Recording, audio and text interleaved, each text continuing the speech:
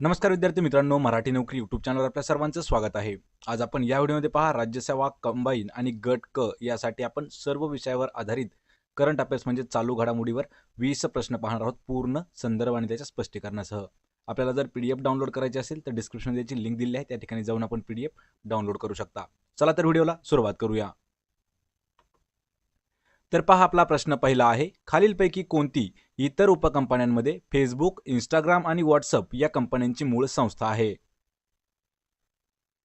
आणि याचं उत्तर आहे पहा पर्याय क्रमांक 3 तर मेटा. लक्षात ठेवा मित्रांनो, अमेरिकेची मेटा प्लॅटफॉर्म ही बहुराष्ट्रीय तंत्रज्ञान कंपनी जी आहे ही इतर उपकंपन्यांमध्ये त्यामध्ये पहा फेसबुक आलं, इंस्टाग्राम आलं आणि व्हॉट्सअप आलं, या कंपन्यांची ती मूळ संस्था आहे. लक्षात ठेवायचे मेटा. मेटा कोणत्या कोणत्या संस्था आहेत यामध्ये पहा, फेसबुक सोबतच पहा इंस्टाग्राम, यानंतर तसेच पहा व्हॉट्सअप, हे जे आहे यांची मूळ संस्था आहे पहा मेटा. आणि फेसबुक प्लॅटफॉर्म जो आहे तो सध्या मेटा या नावाने देखील ओळखला जातो. लक्षात ठेवायचे, फेसबुकलाच नवीन नाव काय आहे? मेटा. म्हणजे लक्षात ठेवा, मेटा हे जे आहे फेसबुकचं नवीन नाव आहे, किंवा फेसबुक, व्हॉट्सअप आणि इंस्टाग्राम या सगळ्यांची जी मूळ कंपनी आहे ती आहे मेटा. पर्याय 3 आपलं योग्य उत्तर आहे. प्रश्न दुसरा आहे, कोणते राज्य पब्लिक अफेअर सेंटर, लक्षात ठेवा PAC पब्लिक अफेअर सेंटर या संस्थेने प्रशासन कामगिरीच्या संदर्भात केलेल्या अभ्यासामध्ये अव्वल ठरलेले आहे? अव्वल म्हणजे वरच्या स्थानावरती ठरलेले आहे. याचं उत्तर आहे पहा पर्याय क्रमांक 4 वरील सर्व. वरील सर्व म्हणजे कोण आहे पहा, त्यामध्ये केरळ आलं, तामिळनाडू आलं, तेलंगणा आलं, हे तीनही राज्य लक्षात ठेवायचे. केरळ हे राज्य याची राजधानी आहे पहा तिरुवनंतपुरम, तामिळनाडूचे आहे पहा चेन्नई आणि तेलंगणाचे आहे पहा हैदराबाद. लक्षात ठेवा, महत्त्वाचा प्रश्न आहे हा देखील राज्य आणि राजधान्यावरती. पब्लिक अफेअर सेंटर म्हणजे PAC या संस्थेने प्रशासन कामगिरीच्या संदर्भात केलेल्या अभ्यासानुसार समाविष्ट केलेल्या देशातील किती 18 मोठ्या राज्यांमध्ये तामिळनाडू, केरळ आणि तेलंगणा ही जी राज्य आहेत ही वरच्या स्थानावरती आहेत, म्हणजे अव्वल ठरलेली राज्य आहेत. देशातील एकूण किती राज्य होती पहा, देशातील एकूण 18 राज्य त्या ठिकाणी घेतलेली होती. पर्याय 4 आपलं योग्य उत्तर आहे. प्रश्न 3 आहे, कोणत्या राज्याला बंगळुरू शहरामध्ये आयोजित करण्यात आलेल्या 74वी वरिष्ठ राष्ट्रीय जलतरण स्पर्धामध्ये सर्वाधिक प्राप्त झालेले आहेत पदके? लक्षात ठेवायचे मित्रांनो, प्रश्न इम्पॉर्टंट आहे. तर खालीलपैकी असं कोणतं राज्य आहे की त्या राज्याला बंगळुरू या शहरामध्ये 74वी जी वरिष्ठ राष्ट्रीय जलतरण स्पर्धा आयोजित केली होती त्यामध्ये सर्वात जास्त मेडल्स कोणत्या राज्याला मिळाले? याचं उत्तर आहे पहा पर्याय क्रमांक 3 कर्नाटक या राज्याला. तर पहा, कर्नाटक या राज्याची राजधानी आहे पहा बँगलोर, आणि बँगलोर याच शहरामध्ये लक्षात ठेवा आयोजित करण्यात आलेल्या 74वी जी वरिष्ठ जलतरण स्पर्धा होती यामध्ये सर्वात जास्त मेडल्स हे जे आहेत ते कर्नाटक या राज्याने जिंकलेले आहेत. तर पहा, कर्नाटकच्या खेळाडूंनी एकूण 17 सुवर्ण पदक म्हणजे गोल्ड मेडल जे आहे ते 17, रौप्य पदक आहेत ते 10 आणि कांस्य पदक आहेत ते 9 अशी पदकं जिंकलेली आहेत. लक्षात ठेवायचे, यावरही प्रश्न येऊ शकतो. पहा, सुवर्ण पदक किती आहेत? 17. सोबतच पहा रौप्य पदक किती आहेत? 10 आणि कांस्य पदक किती आहेत पहा, कांस्य पदक आहेत 9 अशी पदकं जिंकलेली आहेत. कोणी? कर्नाटक राज्याने. कशामध्ये? 74वी वरिष्ठ राष्ट्रीय जलतरण स्पर्धेमध्ये. पर्याय आपला 3 उत्तर आहे कर्नाटक. प्रश्न 4 आहे, कोणत्या व्यक्तीची 10 एप्रिल 2022 पासून 3 वर्षाच्या कालावधीसाठी जम्मू आणि काश्मीर बँकेचे व्यवस्थापकीय संचालक आणि मुख्य कार्यकारी अधिकारी या पदावर नियुक्ती करण्यात आलेली आहे? मित्रांनो, हे जे प्रश्न आहेत करंट अफेअर्सचे प्रश्न असणार आहेत. यामध्ये आपण 2021चे ॲड केले आहेत आणि 2022चे देखील प्रश्न आपण ॲड केलेले आहेत. कारण हे जे 21-22चे जे प्रश्न असणार आहेत हे पूर्ण पहा जी काही आपली होणारी गटक स्पर्धा परीक्षा असणार आहे यासाठी महत्त्वाचे प्रश्न आपल्याला हे ठरू शकतात. कारण करंट अफेअर्स हे जे आहे हे गट ब आणि गट क साठी दोघांसाठीही आवश्यक आहे. तर पहा, 10 एप्रिल 2022 पासून 3 वर्षाच्या कालावधीसाठी जम्मू आणि काश्मीर बँकेचे व्यवस्थापकीय संचालक आणि मुख्य कार्यकारी अधिकारी या पदावर कोणाची नेमणूक करण्यात आली आहे? आणि याचं उत्तर आहे पहा पर्याय क्रमांक 1 बलदेव प्रकाश यांची. लक्षात ठेवा मित्रांनो, तर बलदेव प्रकाश यांची 10 एप्रिल 2022 पासून 3 वर्षाच्या कालावधीसाठी जम्मू आणि काश्मीर बँकेचे व्यवस्थापकीय संचालक आणि मुख्य कार्यकारी अधिकारी या पदावर त्यांना नियुक्त करण्यात आलेला आहे. बलदेव प्रकाश. पर्याय 1 आपलं योग्य उत्तर आहे.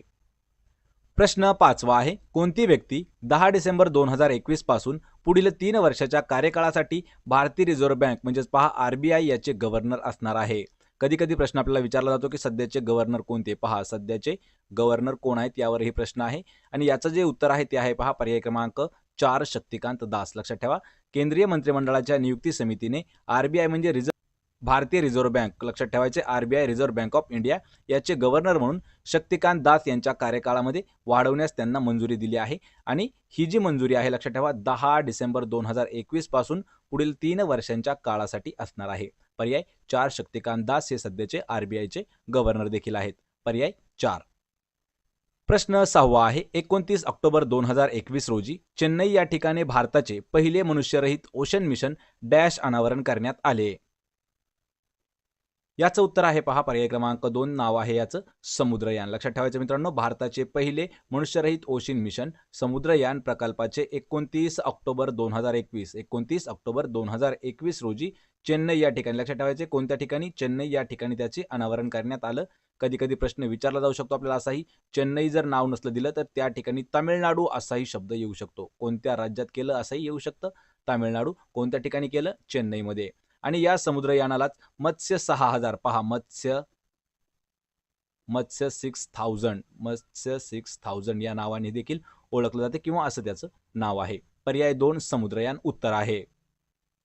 प्रश्न 7वा आहे कोणत्या संस्थेने health insurance for India's missing middle या शीर्षकाचा एक व्यापक अहवाल प्रसिद्ध केला आहे. याचं उत्तर आहे पहा पर्याय क्रमांक 3 तर नीती आयोगाने. लक्षात ठेवा मित्रांनो, नीती आयोगाने health insurance for India's missing middle या एक शीर्षकाचा म्हणजे या असणारा एक टायटल आहे, या टायटलचा एक व्यापक अहवाल प्रसिद्ध त्यांनी केलेला आहे. कोणी, नीती आयोगाने. नीती आयोगाचे अध्यक्ष कोण असतात पहा, पंतप्रधान. लक्षात ठेवा महत्वाचा प्रश्न आहे हा देखील. प्रश्न 8वा आहे डॅश यांच्या वतीने 29 ऑक्टोबर 2021 रोजी कार्बन मोबिलिटी इंडिया परिषद याची 14वी आवृत्ती आयोजित करण्यात आली आहे. याचं उत्तर आहे पहा पर्याय क्रमांक 1 गृहनिर्माण आणि शहरी कार्य मंत्रालयाच्या द्वारे. लक्षात ठेवायचे 29 ऑक्टोबर 2021 रोजी सर्वांसाठी गतिशीलता या संकल्पनेखाली अर्बन मोबिलिटी इंडिया परिषदेची 14वी आवृत्ती आयोजित करण्यात आली आहे. आणि परिषदेचे जे उद्घाटन आहे हे केंद्रीय गृहमंत्री मंत्री हरदीप यस पुरी यांनी नवी दिल्ली या ठिकाणी केलेलं आहे. लक्षात ठेवायचे गृहनिर्माण आणि शहरी कार्य मंत्रालय यांच्या वतीने 29 ऑक्टोबर 2021 रोजी कार्बन मोबिलिटी इंडिया परिषद आहे याची 14वी आवृत्ती त्यांनी आयोजित केली होती. पर्याय 1 योग्य उत्तर आहे. प्रश्न 9वा आहे कोणत्या राज्याने राज्य ऊर्जा कार्यक्षमता निर्देशांक 2020 याच्या यादीमध्ये पहिला क्रमांक मिळवला आहे. याचं उत्तर आहे पहा पर्याय क्रमांक 2 तर कर्नाटक आपले योग्य उत्तर असणार आहे. पहा मित्रांनो, वीज मंत्रालयाकडून प्रकाशित राज्य ऊर्जा कार्यक्षमता कार्यक्रम 2020च्या अनुसार ऊर्जा कार्यक्षमतेच्या बाबतीमध्ये राजस्थान हे जे आहे पहा, राजस्थान राज्य देशात कर्नाटकच्या पाठोपाठ म्हणजे पहा कर्नाटक जे आहे कर्नाटक 1 नंबर आणि त्याच्या खालोखाल कोण आहे, राजस्थान. लक्षात ठेवायचं मित्रांनो, महत्वाचा प्रश्न आहे हा देखील. राजस्थानची राजधानी आहे पहा जयपूर आणि कर्नाटकची आपण आत्ताच पाहिलं आहे की बँगलोर ही कर्नाटकची राजधानी आहे, राजस्थान आहे जयपूर. पर्याय 2 आपलं योग्य उत्तर आहे. कर्नाटकाने पहिला क्रमांक, राजस्थानने दुसरा क्रमांक. प्रश्न 10वा आहे खालीलपैकी कोणती दक्षिण रेल्वे याची पहिली एकात्मिक व्यवस्थापन प्रणाली प्रमाणित रेलगाडी ठरली आहे. याचं उत्तर आहे पहा पर्याय क्रमांक 4 चेन्नई मैसूर चेन्नई जी शताब्दी एक्सप्रेस आहे ही आपलं उत्तर असणार आहे. लक्षात ठेवा मित्रांनो, चेन्नई मैसूर चेन्नई शताब्दी एक्सप्रेस या गाडीला एकात्मिक व्यवस्थापन प्रणाली प्रमाणपत्र प्राप्त झालेले आहे. आणि तसेच यासह ती दक्षिण रेल्वेची पहिली रेलगाडी, भारतीय रेल्वेची पहिली शताब्दी रेलगाडी आणि भारतीय रेल्वेची दुसरी मेल रेलगाडी ठरलेली आहे जी IMS प्रमाणित आहे. IMS प्रमाणपत्र पर्यावरण अनुकूल स्रोतांच्या योग्य प्रकारे किंवा योग्य वापरासाठी दिले जाते. पर्याय 4 आपलं योग्य उत्तर आहे. प्रश्न 11 आहे स्वदेशी बनावटीचे भारतीय तटरक्षक जहाज सार्थक डॅश येथे तैनात करण्यात आलेले आहे. यावर मित्रांनो महत्वाचा प्रश्न आहे पहा, स्वदेशी बनावटीचे भारतीय तटरक्षक जहाज जे आहे त्याचं नाव आहे सार्थक, तर ते कोणत्या ठिकाणी तैनात किंवा ठेवण्यात आलेलं आहे. याचं उत्तर आहे पहा पर्याय क्रमांक 1 तर पोरबंदर या ठिकाणी ते तैनात करण्यात आलेले आहे. पहा स्वदेशी बनावटीचे भारतीय तटरक्षक जहाज म्हणजेच ICGS सार्थक हे जे आहे 28 ऑक्टोबर 2021 रोजी तटरक्षक दलात रुजू करण्यात आले आणि ते भारताच्या पश्चिम सागरी किनारी तटरक्षक क्षेत्र जे आहे वायव्य या ठिकाणी गुजरातमधील पोरबंदर या ठिकाणी त्याला तैनात करण्यात आलेलं आहे. ते जे आहे पहा, गोवा शिपयार्ड लिमिटेड कंपनीने तटरक्षक दलासाठी बांधत असलेल्या 5 OPV या जहाजापैकी ते 4थं जहाज आहे. पोरबंदर या ठिकाणी एक उत्तर आहे. प्रश्न 12वा आहे, कोणत्या संस्थेने जिल्हास्तरीय हवामान असुरक्षता निर्देशांक प्रकाशित केला आहे? याचं उत्तर आहे पर्याय क्रमांक 2, council on energy, environment and water. ही जी संस्था आहे, या संस्थेने जिल्हास्तरीय हवामान असुरक्षता निर्देशांक जो आहे तो प्रकाशित केला आहे. आणि या अभ्यासामध्ये पहा, भारतातील 640 जिल्ह्यांचा समावेश आहे. भारतातील किती? 640 जिल्ह्यांचा समावेश आहे. कशामध्ये? जिल्हास्तरीय हवामान असुरक्षता निर्देशांकामध्ये. पर्याय 2 आपलं योग्य उत्तर आहे. प्रश्न 13 आहे, कोणती व्यक्ती अलीकडेच पुनर्रचना करण्यात आलेल्या पंतप्रधानांच्या आर्थिक सल्लागार परिषदेचे अध्यक्ष आहेत? याचं उत्तर आहे पहा, पर्याय क्रमांक 3, बिबेक देबरॉय. लक्षात ठेवायचे मित्रांनो. तर बिबेक देबरॉय आणि आणखी 2 वर्षांच्या कालावधीसाठी पुनर्रचना करण्यात आलेल्या पंतप्रधानांच्या आर्थिक सल्लागार परिषदेचे अध्यक्ष देखील आहेत. आणि भारत सरकारने 27 ऑक्टोबर 2021 रोजी 7 सदस्य असलेल्या गटाची एक पुनर्रचना केली आहे. या परिषदेमध्ये पहा, राकेश मोहन, पूनम गुप्ता, राम मोहन, साजिद चेनॉय आणि नीलकंठ मिश्रा यांचा समावेश करण्यात आलेला आहे. आणि अध्यक्ष कोण आहेत पहा, बिबेक देबरॉय. पर्याय 3 आपलं योग्य उत्तर असणार आहे. प्रश्न 14 आहे, कोणती व्यक्ती पेगासस स्पायवेअरचा वापर करून अनाधिकृत पाळत ठेवल्याच्या आरोपांची चौकशी करण्यासाठी सर्वोच्च न्यायालयाने नेमलेल्या समितीचा सदस्य आहे? याचं उत्तर आहे पहा, पर्याय क्रमांक 4, तर वरील सर्व. पहा, वरील सर्व म्हणजे कोण? Doctor Prabharan P, doctor Ashwin Anil Gumaste आणि डॉक्टर नवीन कुमार चौधरी. लक्षात ठेवा, पेगासस स्पायवेअरचा वापर करून अनाधिकृत पाळत ठेवल्याच्या आरोपांची चौकशी करण्यासाठी सर्वोच्च न्यायालयाने एक समिती नेमली आहे. आणि या समितीमध्ये डॉक्टर प्रभाकरन पी, डॉक्टर नवीन कुमार चौधरी, डॉक्टर अश्विन अनिल गुमास्ते यांचा समावेश त्या ठिकाणी त्यांनी केलेला आहे. आणि समितीचे पर्यवेक्षक निवृत्त न्यायाधीश जे आहेत पहा, समितीचे जे पर्यवेक्षण आहेत हे निवृत्त म्हणजेच रिटायर असणारे न्यायाधीश RV रवींद्रन हे करणार आहेत. पर्याय 4 आपलं उत्तर आहे, वरील सर्व. प्रश्न 15वा आहे, खालीलपैकी कोणती 2021 साली जागतिक सोरायसिस दिन किंवा दिवस याची संकल्पना आहे? याचं उत्तर आहे पर्याय क्रमांक 3, युनायटिंग फॉर ॲक्शन. ही जी आहे ही 2021 या वर्षाची जागतिक सोरायसिस दिवसाची संकल्पना आहे. लक्षात ठेवा मित्रांनो, international federation of psoriasis association या संस्थेच्या पुढाकाराने दरवर्षी 29 ऑक्टोबर या दिवशी जागतिक सोरायसिस दिन हा पाळला जातो. यावर मित्रांनो प्रश्न असाही येऊ शकतो की पहा, जागतिक सोरायसिस दिन जो आहे हा कधी पाळण्यात येतो? यावर महत्त्वाचा प्रश्न आहे. याचं उत्तर असणार आहे 29 ऑक्टोबर या दिवशी. आपण पूर्णपणे पहा, दिनविशेषवरती एक डिटेलमध्ये व्हिडिओ घेतलेला आहे, जागतिक दिनविशेष. त्याची लिंक मी आपल्याला डिस्क्रिप्शनमध्ये देत आहे. प्रश्न 16वा आहे, डॅश याच्या वतीने नॅशनल फॉर्म्युलरी ऑफ इंडिया याची 6वी आवृत्ती प्रकाशित करण्यात आली आहे? उत्तर आहे पर्याय क्रमांक 1, भारतीय औषधी कोष आयोग. लक्षात ठेवायचे, भारतीय औषध कोष आयोग याच्या वतीने नॅशनल फॉर्म्युलरी ऑफ इंडिया याची 6वी आवृत्ती प्रकाशित करण्यात आली आहे. पर्याय 1 योग्य उत्तर आहे. प्रश्न 17 आहे, कोणत्या शहरात टर्मिनल बॅलिस्टिक्स रिसर्च लॅबोरेटरी म्हणजे TBRL आहे? लक्षात ठेवायचे मित्रांनो, TBRL याचा फुल फॉर्म काय आहे? तर टर्मिनल बॅलिस्टिक रिसर्च लॅबोरेटरी. आणि याचं उत्तर आहे पहा, पर्याय क्रमांक 4, तर ती जी आहे ही चंदीगड या शहरामध्ये आहे. चंदीगड काय आहे? चंदीगड एक केंद्रशासित प्रदेश आहे. चंदीगडची राजधानी देखील पहा चंदीगडच आहे. लक्षात ठेवा, महत्त्वाचा प्रश्न आहे हा देखील. पंजाब या राज्याची राजधानी चंदीगड आहे. पंजाबची राजधानी चंदीगड, सोबतच हरियाणा या राज्याची राजधानी देखील चंदीगडच आहे. त्यामुळे पर्याय 4 आपलं योग्य उत्तर आहे, चंदीगड. आणि त्या ठिकाणी पहा, किंवा चंदीगड या शहरामध्ये टर्मिनल बॅलिस्टिक्स रिसर्च लॅबोरेटरी आहे, म्हणजेच TBRL त्या ठिकाणी स्थित आहे. प्रश्न 18 आहे, कोणत्या दिवशी आंतरराष्ट्रीय इंटरनेट दिवस साजरा करण्यात येतो? आंतरराष्ट्रीय इंटरनेट दिवस कधी साजरा करतात?